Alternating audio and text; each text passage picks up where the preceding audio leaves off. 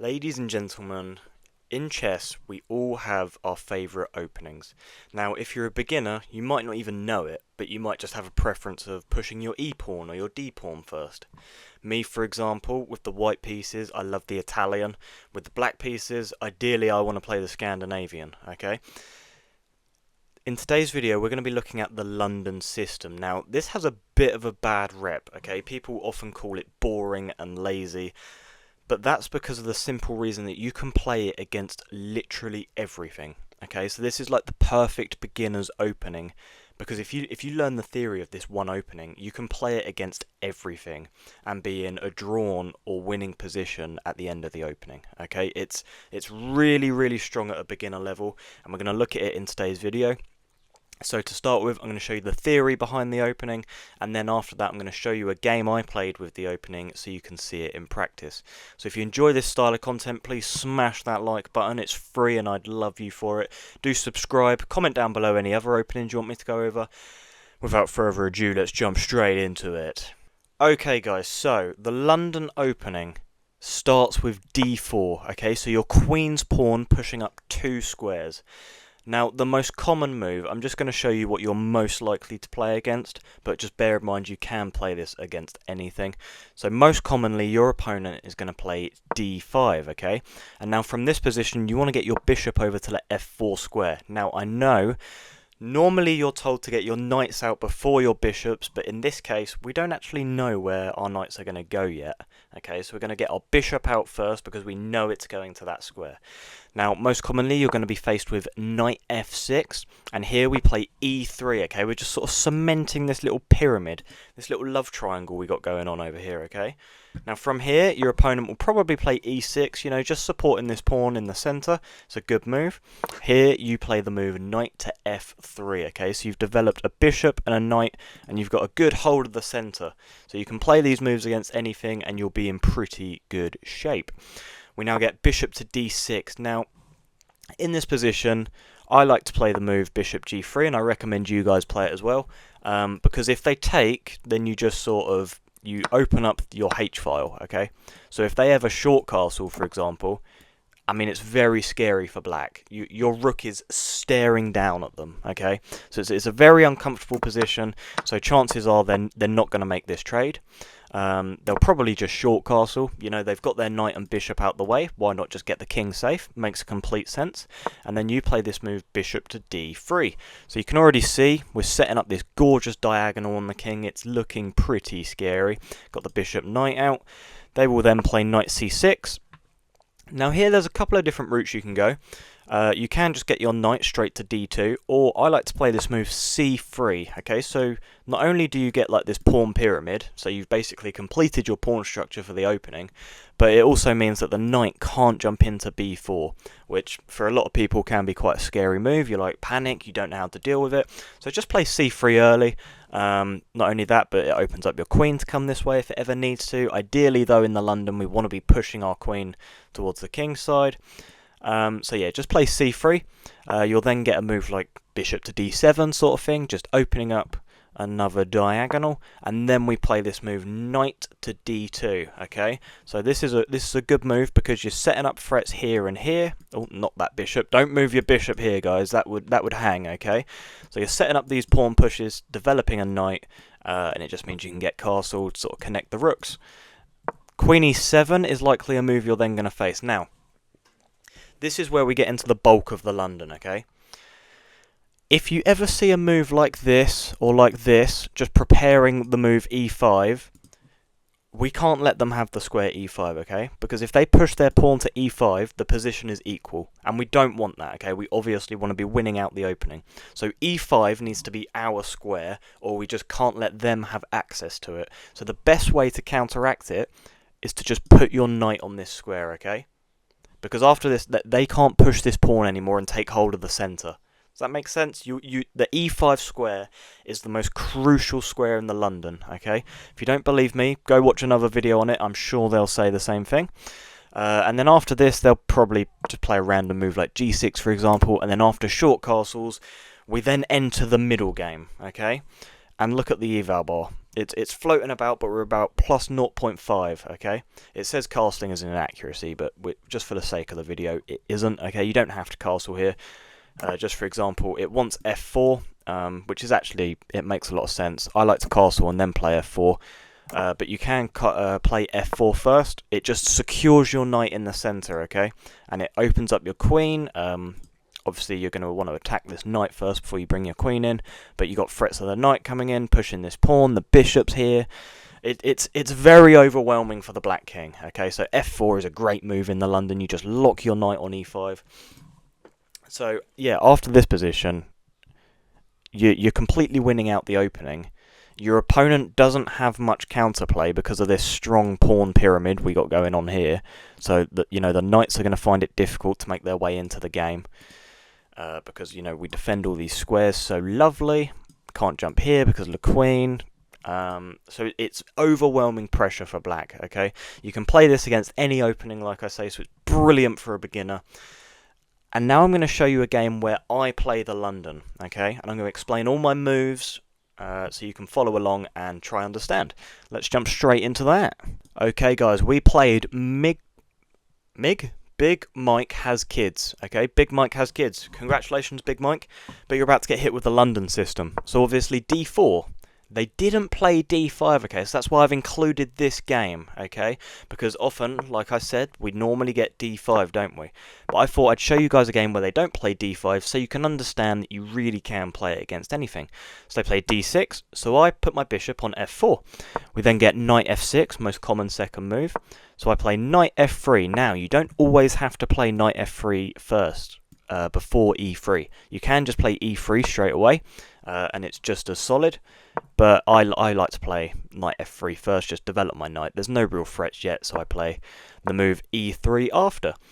We then get the move bishop g7, bishop c4, just developing the bishop like we said.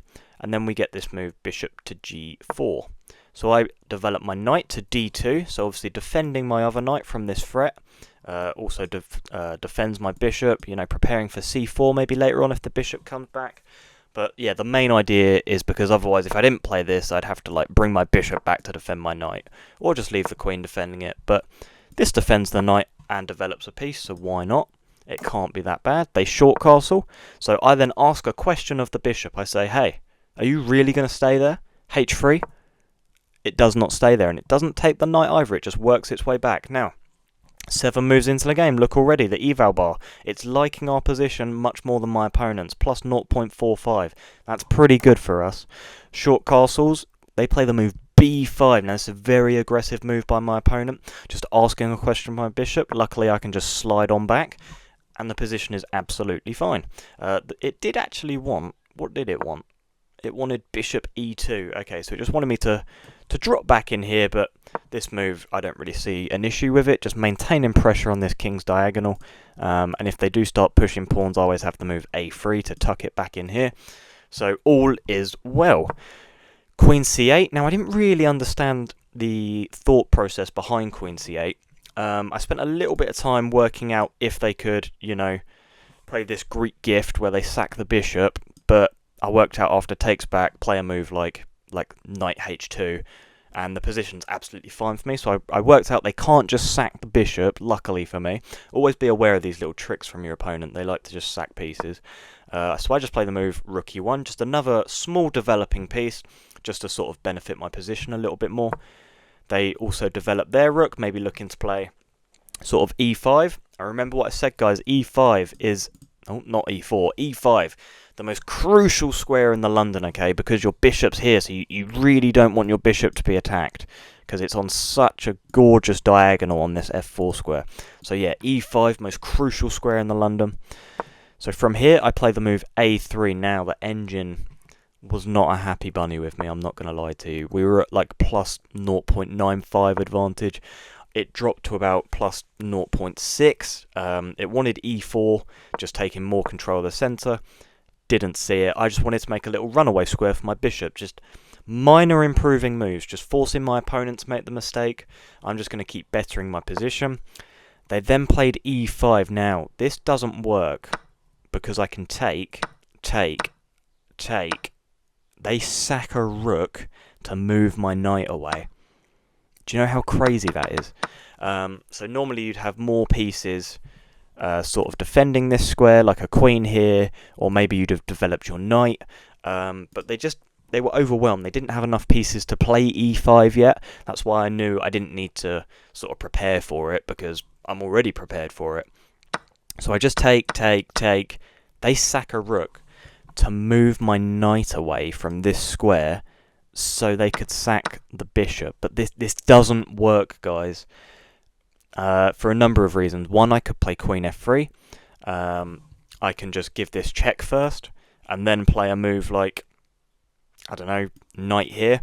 But, you know, I just take the bishop. It's a free bishop. I'm going to take the bishop. They bring the queen in. Now, if I were to play a random move like this, and then they played a move like this, it then gets pretty interesting. Oh, it doesn't actually work, because my knight defends this square as well. Yeah, I really don't understand the thought process behind this, guys. I don't know what they calculated, but I moved my knight to f3, just to make sure every square is sort of defended. It's also defended by the knight and the queen, so I didn't really see much issue with it. Obviously, we're +5 on the eval bar, so as much as they're saying it's an inaccuracy, we're also +5, so play what you want, you know what I mean? We get this move, knight a6. I then take the centre with queen d4. They play this move, knight to g4. Now, this is a massive blunder by my opponent. It's only being highlighted as an inaccuracy because they're already completely losing. But yeah, I can just take this. So I just take, they take back, and then I take back with the knight. So now I'm +7 points of material. The eval bar's about +6. It's just completely losing for my opponent. Now, these are the sort of positions you're going to reach with the London. I mean, they might not blunder as badly as Big Mike Has Kids did, but you're going to be getting into really forcing positions where your opponent doesn't have many moves to make. So it's not easy to play against the London by any means. People call it boring and lazy, but they don't take the time to learn how to properly play against it. So it's very difficult to equalise against the London if you don't know perfect theory. They then take this pawn. I take the centre with my rook, sort of gambiting this other pawn because we're already so high on material. They take it. I play knight here, threatening the f7 square with my light square bishop and the knight I've just moved. They then play h5, so I give this check. They come up here. I then prepare my rook. Okay, this is actually a really sort of instructive moment in the game, okay, because I have a hanging knight, okay. This knight can be taken on the next move. So instead of moving it, danger levels, people, okay? Always look for threats, okay? Because now, if they take the knight, which they do, I then have this move, bishop to d5, which is a discovered check while I'm attacking this rook, okay? There's actually a mate in 9 on the board now. I'm not a super GM, okay? I did not find mate in 9, because that's ridiculous. They play king to f6. I then give another check on g4 with the knight. They play king to g5. Now, in this position, I was actually meant to play. What am I meant to play? Just f4. Just completely gambiting this knight because I have mate in 6. Again, I didn't see that. I just took the rook, which is seen as a miss because there's mate in 6, but I'm not going to find mate in 6. They take the knight, of course they do. I then give this check, which is defended by the bishop. They play g5, king h1, bishop b4 attacking the rook, so I play rook to g1 with a check. They play king f6, bishop e4, g5, f4, takes, knight c5, and rook g6 is checkmate. So, this is how effective the London is, guys. I really can't recommend it enough. You know, it's really good for beginners because you only have to remember one opening and you can play it against anything. And it's also really good at the top level because it's very forcing, and if they don't know the perfect theory, you're going to have a significant advantage. Guys, if you've enjoyed this video, please like, comment, subscribe. I'll see you in the next one. Goodbye.